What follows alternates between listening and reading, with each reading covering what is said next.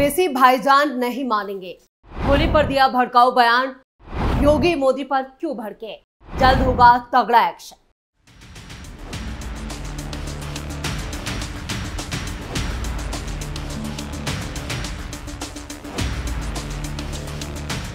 नमस्कार, आप सभी का बहुत बहुत स्वागत है। आप देख रहे हैं स्पेशल स्टोरी। मैं हूं परवीन शेख। ऑल इंडिया मजलिसे इत्तेहादुल मुस्लिमीन के प्रमुख असदुद्दीन ओवैसी ने उत्तर प्रदेश और केंद्र सरकार पर निशाना साधते हुए कहा कि देश में मुसलमानों के साथ दोयम दर्जे का व्यवहार किया जा रहा है। वैसे ये कोई पहली बार नहीं है जब ओवैसी साहब का ये बयान सामने आया हो। इस तरह की बयानबाजी वो करते रहते हैं और इन बयानों के बलबूते पे ही वो राजनीति में आगे बढ़ रहे हैं। ये बयान कई बार सामने आ चुके हैं, जहां ओवैसी साहब खुद को और मुसलमानों को दोयम दर्जे का नागरिक करार दे चुके हैं।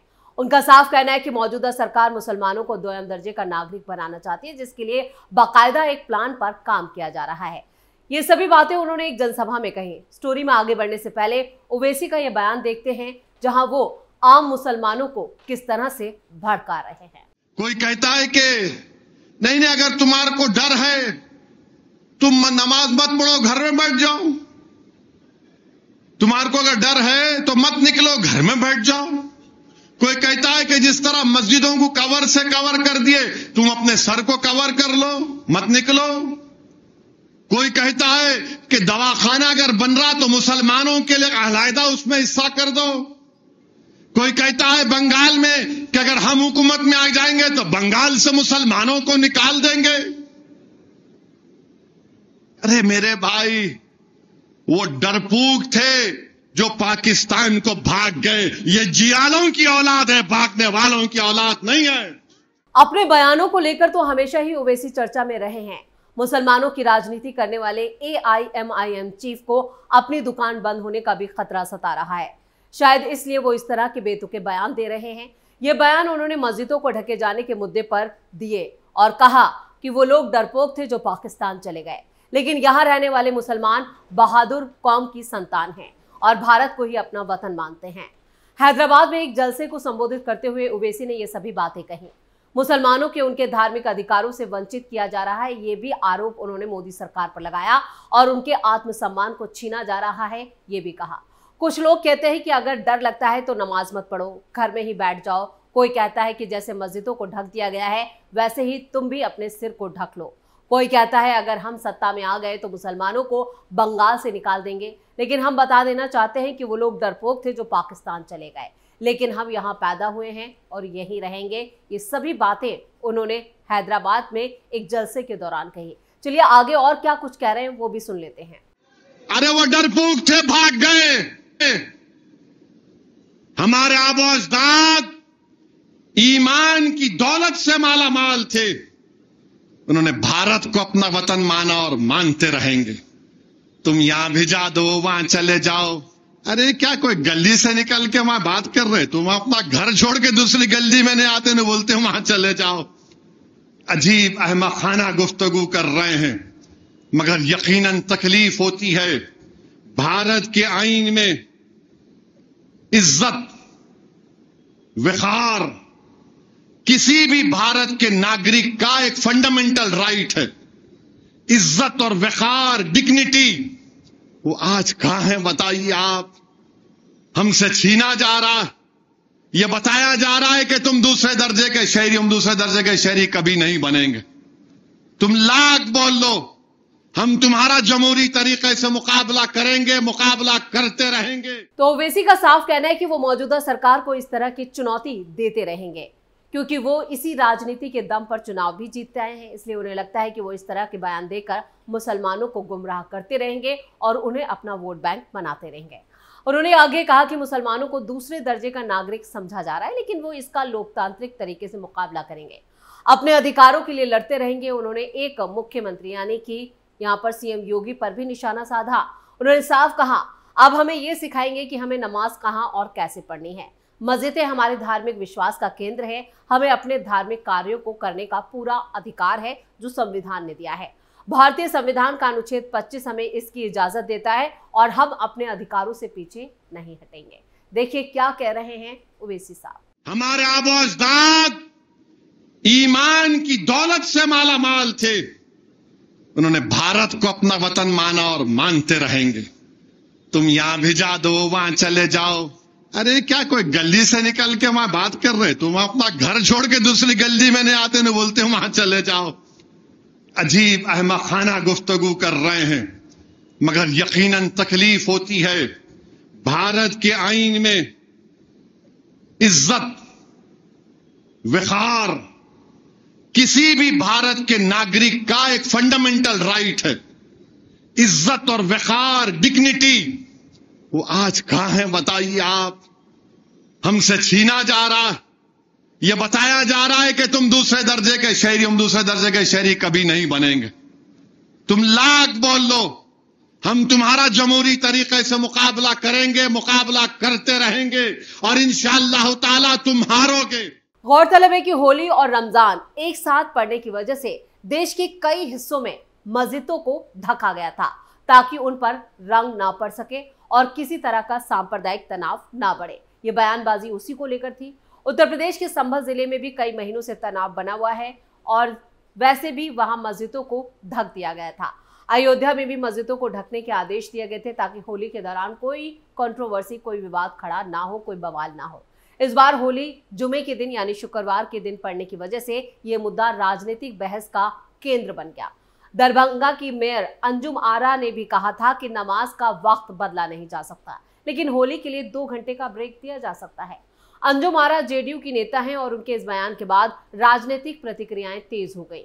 वहीं उत्तर प्रदेश के संभल जिले में पुलिस अधिकारी अनुज चौधरी ने कहा कि जो लोग रंगों से असहज महसूस करते हैं वो घरों में रहें। उन्होंने ये भी कहा कि होली साल में सिर्फ एक बार आती है, जबकि नमाज हर हफ्ते पढ़ी जाती है। ऐसे में मुसलमानों को व्यापक सोच रखनी चाहिए और सभी त्योहारों को मिलजुल कर मनाना चाहिए। होली वाले दिन भी संभल में ऐसा ही हुआ। दोनों समुदायों ने मिलकर होली मनाई, लेकिन राजनीति करने वाले कहां बाज आने वाले थे। आपको बता दें कि जिस तरह से ओवैसी के बयान आए हैं उससे साफ है कि वो अपनी राजनीति चमका रहे थे, इससे ज्यादा कुछ नहीं। ऐसे में मुसलमानों को व्यापक सोच रखनी चाहिए और सभी त्योहारों को मिलजुल कर मनाना चाहिए। इस पूरे विवाद के बीच राजनीतिक दलों के बीच भी आरोप प्रत्यारोप का सिलसिला देखा गया। जहां ओवैसी इसे मुसलमानों के खिलाफ भेदभाव बता रहे हैं, वहीं दूसरी तरफ प्रशासन ने इसे सांप्रदायिक सद्भाव बनाए रखने की कोशिश करार दिया। ओवैसी ने आगे कहा, एक चीफ मिनिस्टर बोल रहे नहीं जुम्मे की नमाज घर में भी पढ़ सकते। आप कब से फजीलतुल शेख बन गए? आप कब से अल्लामा बन गए? ये समझ में नहीं आया। अब दीन मैं इनसे सीखूं? नहीं, जुम्मे की नमाज घर में पढ़ ले सकते। अच्छा, और क्या क्या कर सकते हैं घर में? बोलो प्यारे, घर में पढ़ लो। अरे मस्जिद है, फ्रीडम ऑफ रिलीजन है, मस्जिद है, सुबह क़यामत तक मस्जिद रहेगी। जब सूर फूका जाएगा तो सूर फूकने के वक्त अल्लाह इन मस्जिदों को उठाकर, इस मस्जिद चौक को, मक्का मस्जिद को उठाकर, दुनिया की मसाजिद को उठाकर जन्नत में रख देगा। जब तक सूर नहीं फूका जाएगा प्यारे, हम मस्जिद को जाएंगे और मस्जिद को आबाद करते रहेंगे, क्योंकि हमारा फ्रीडम ऑफ रिलीजन है। आर्टिकल 25 मुझे इस बात की इजाजत देता है। ऑल इंडिया मजलिसे इत्तेहादुल मुस्लिमीन के प्रमुख असदुद्दीन ओवैसी ने करीब 2.5 दशक पहले हैदराबाद से जब अपनी राजनीतिक पारी की शुरुआत की थी, तब किसी ने भी ये नहीं सोचा होगा कि आगे चलकर वो पूरे देश में मुस्लिम राजनीति का एक बड़ा चेहरा बन जाएंगे। ओवैसी की पार्टी ने बिहार में 5 सीटें जीतकर सबको चौंका दिया।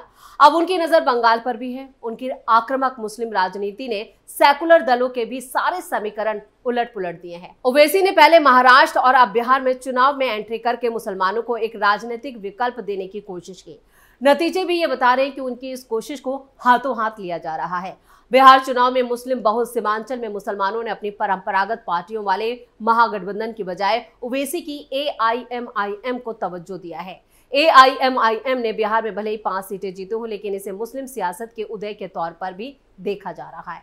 खुद को सेकुलर कहने वाले दलों के लिए वो गले की हड्डी बन चुके हैं। ये दल ओवैसी से हाथ मिलाएं या उनके खिलाफ चुनाव लड़े, उनका सियासी नुकसान होना तय माना जा रहा है। ओवैसी अपनी पार्टी AIMIM के विस्तार में जुटे। ओवैसी जब अपनी पार्टी AIMIM को राष्ट्रीय पार्टी का दर्जा दिलाने के लिए फिक्रमंद है, इसके लिए चुनाव आयोग की 3 शर्तें होती हैं, जिनमें से किसी एक को पूरा करना होता है। पहला, लोकसभा चुनाव में कम से कम 3 राज्यों में कुल सीटों की 2% सीट होनी चाहिए। दूसरा, पार्टी के पास 4 लोकसभा सीटें हों और 4 राज्यों में कम से कम 6% वोट मिले हों, जबकि तीसरा, कम से कम 4 राज्यों में उसे स्टेट पार्टी की मान्यता भी हासिल हो। इसी के मद्देनजर ओवैसी देश के तमाम राज्यों में अपनी सियासी आधार जो है उसे बढ़ाने की कोशिशों में जुटे हैं, या कहें कि एक तरह से जुगत लगा रहे हैं।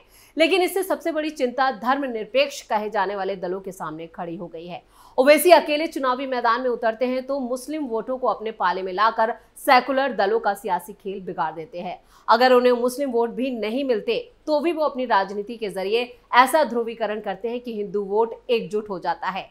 सेकुलर दल अगर ओवैसी के साथ मैदान में उतरे तो इन पर मुस्लिम परस्त और कट्टरपंथी पार्टी के साथ खड़े होने का आरोप लगता है, जो मौजूदा दौर में राजनीति की चौपट करने के लिए काफी है। यह वजह है कि खुद ओवैसी बताते हैं कि बिहार चुनाव से पहले वो बड़ी पार्टियों के पास गठबंधन के लिए भी पहुंचे थे, लेकिन किसी ने उन्हें भाव नहीं दिया और यही हाल महाराष्ट्र में था। महाराष्ट्र में भी इंडिया अलायंस यानी कि एमवीए से वो लगातार गुहार करते रहे कि वो अपने साथ उन्हें अपने पाले में कर ले, लेकिन यहाँ ना ही उद्धव गुट ने, ना ही कांग्रेस ने, ना ही समाजवादी पार्टी ने, किसी भी पार्टी ने ओवैसी को भाव नहीं दिया। महाराष्ट्र में भी उन्हें निराशा हाथ लगी, इसलिए वो अकेले चुनावी मैदान में उतरे और वहां पर भी उन्होंने सेकुलर, जो सो कॉल्ड अपने आप को सेकुलर कहते हैं, उन दलों का गेम बिगाड़ दिया। उन्हें चुनाव न लड़ने की नसीहत भी दी जाती है। उन्हें चुनाव न लड़ने की नसीहत कई बार दी गई। ओवैसी को कहीं से भी भाव नहीं मिला तो उन्होंने बिहार में हाशिए पे पड़ी पार्टियों के साथ गठबंधन किया और नतीजे सबके सामने।